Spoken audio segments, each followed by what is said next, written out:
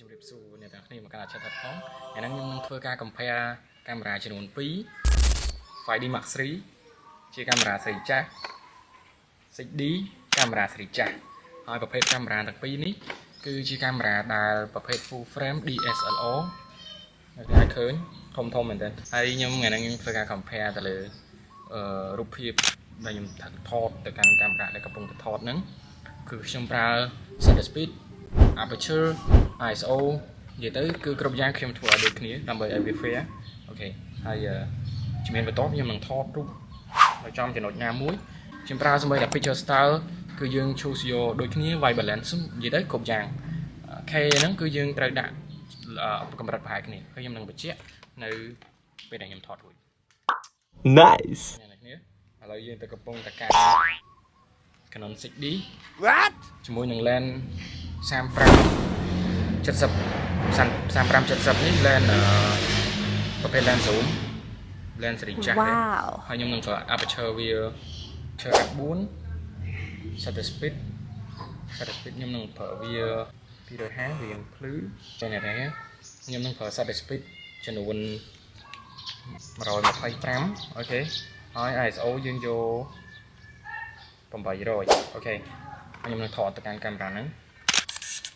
អូខេខ្ញុំប្រើចម្ងាយ 50mm ដើម្បីឲ្យ lens នោះវាត្រូវ 50mm ដែរអូខេ1 2 3 4អ្នកគ្នាចាំមើល result នៅពេលដែលខ្ញុំថតហើយអូខេអ្នកគ្នាហើយនេះគឺជា Canon 5D Mark III សភាពតួនេះគឺនៅ90% ព្រោះវាចាញ់យូរឆ្នាំហើយវានៅប៉ុណ្នេះគឺគួរសមហើយ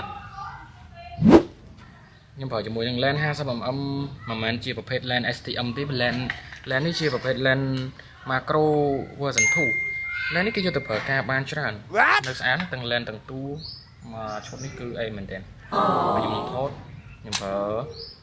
aperture ហើយនិង ISO ដូចកាមេរ៉ាមុនអញ្ចឹងខ្ញុំចូលលើ function manual អូខេខ្ញុំចូលលើ function manual ខ្ញុំប្រើ aperture f4 អូខេ aperture f4 ហើយបន្ទាប់មកទៀតខ្ញុំនឹងចូលទៅលើ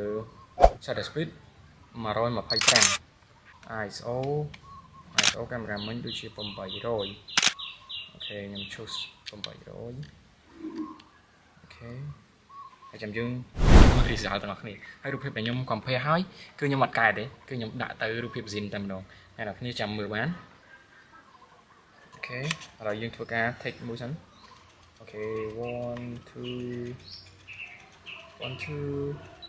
3អ្នកគ្នាចាំមើល result ទាំងអស់គ្នាថាគុណភាពរូបភាពយើងបែបណាចាំទស្សនាទាំងអស់គ្នាចុយណាគេអាប៉ែណាគេ